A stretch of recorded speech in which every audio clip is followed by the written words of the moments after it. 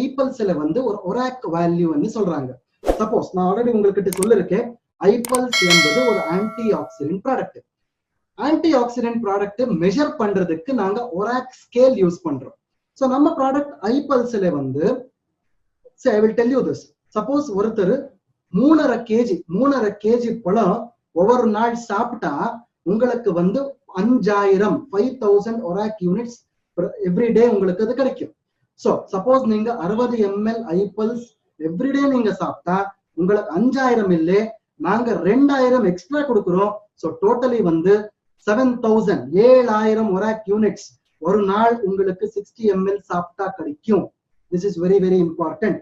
So அதனாலதான் நீங்க 60 ml ஐபல்ஸ் everyday நீங்க சாப்பிடும் போது உங்க நோய் எதிர்ப்பு சக்தி ஏறும், அதிகமா அது வரும் உங்க உடம்புக்கு. சோ தட் எதிர்காலத்துல வந்து உங்களுக்கு எந்த மாதிரி ஆபத்தான நோய்கள் வராது. So this is what is the importance of ஐபல்ஸ். So அடுத்த ஸ்லைட்ல ஐபல்ஸ்ல வந்து ஒரு பழம் மட்டும் தான் இல்லை, அது மட்டும் இல்லை. சோ டோட்டலி வந்து 15 பழம் இருக்கு. 15 பழம்ல நீங்க பார்த்தா அசைபெரி என்பது ஒரு முக்கியமான பழம். along with that totally 14 other fruits, 14 பழம் இருக்கு.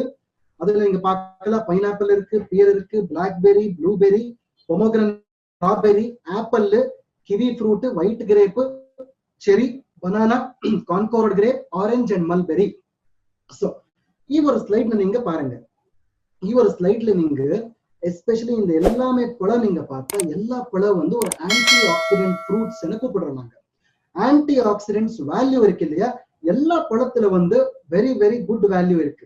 அதனாலதான் நீங்க 60 ml 60 ml ஐபல்ஸ் நீங்க ஒரு நாள்ல சாப்பிட்டா உங்களுக்கு 7000 யூனிட் ஒராக் வேல்யூ உங்களுக்கு கிடைக்கும். It is all because of this 15 பழம். அது ஒரு காரணம்.